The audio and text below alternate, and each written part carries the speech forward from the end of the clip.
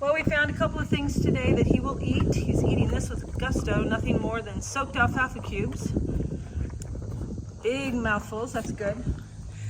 And then we changed to a different sweet feed. This is Triple Crown and mixed, this is Triple Crown mixed with soaked beet pulp so that he gets moisture in as well as, and then the Thrive, which he's eaten forever and ever. He's not touching that. Hardly at all, nibbles out a little bit.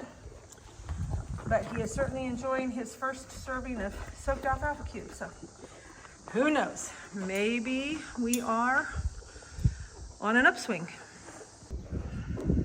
Guys, it's still the 2nd of September. And I'm out here giving Tokka his 5th dose of oral meds today. I had tried adding molasses to it earlier in the week and he didn't like that, and somebody recommended yogurt, but that's not ever worked very well for my guys. But I did take that suggestion and extrapolate it a little bit and got applesauce, and he's much less willing to fuss with me about getting his oral meds in. But anyway, I had mentioned earlier in the day that he ate very vigorously his soaked alfalfa cubes. He ate probably more than 50% in the last couple of hours. He also ate vigorously his shredded beet pulp, soaked beet pulp. These are actually beet pulp pellets. And mixed Triple Crown. Somebody said their horses loved Triple Crown. We've been using Safe Choice Nutrina Senior, but heck, if he likes Triple Crown over, sorry, that's his, get me out of here, then we'll try it. Some others have worried that he didn't have water. He has 30 plus gallons of water there. Others have worried, please get him out, get him in the sunshine. He has free choice access out to this paddock, and he's only locked in when I give him his GastroGuard in the morning. He has to be locked in for that for about an hour. And others have been concerned that he's out here alone. Not only does he have his very best friend, I mentioned that I had taken on both of these horses back in 2003, January of 2003. This is Aladdin's Lad, registered Arabian, and K.A. Nariataka. They belong to a friend of mine. She was in a severe accident. She never recovered, and I did not want anything bad to happen to these horses, so I did bring them in. They've been with me now over 20 years, 22 years actually. Let's see, do the math. 21 and a half years.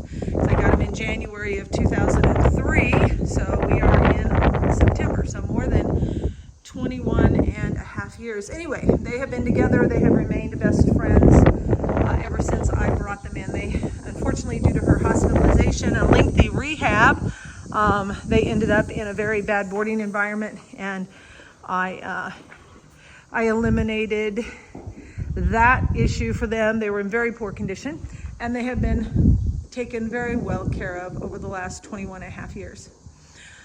These two can literally touch each other across the fence, which is right through there that you can't see it, that fence line. And the reason that we have to keep them separated is because we need to monitor his intake of food and his output of fecal material. And if the two of them were together, this guy is a vacuum cleaner. Even though he looks lean, he eats and eats and eats anything in front of him. So he would eat all of Tokka's food. So they are in the best situation, and that is to be able to see each other, smell each other, touch each other. And if they go outside, they literally can groom each other. And he's not alone because he has our 3 ponies here, the mule Tess, the blind pony Midget, and our little ornery one, the gray and white paint Bitsy. These guys are also company. So I don't know what happened. I'm going to attribute it to your prayers last night that got him through. Literally after I did my video yesterday, I called the vet and scheduled a euthanasia for this morning. It was going to happen, I guess, afternoon. It's going to happen at 12:30. And I came in and he had eaten better last night than he had eaten in about 4 days. And so I thought, okay, let's see what happens. And he's calling to us when we come out now. He doesn't like his medicine, which I am syringing. Some people said I need to syringe it. Well, that's what I was doing in yesterday's video where he's throwing his head up and down. But I syringe his medicine to him, again, 5 times a day. He does not like that, but he is certainly showing a lot more interest in his food, and his manure is softening up and becoming greater in volume. So maybe we're going to be on the other side of this. I don't know. But I think everybody's sending good thoughts to him, and he's washing his mouth out because, again, he doesn't like the taste of sucralfate. And I don't like wearing it, but it's always on my clothes. Anyway, guys, thank you for everything that you're doing to keep him in your prayers. And let's keep it going so we can get on the other side of all of this stuff.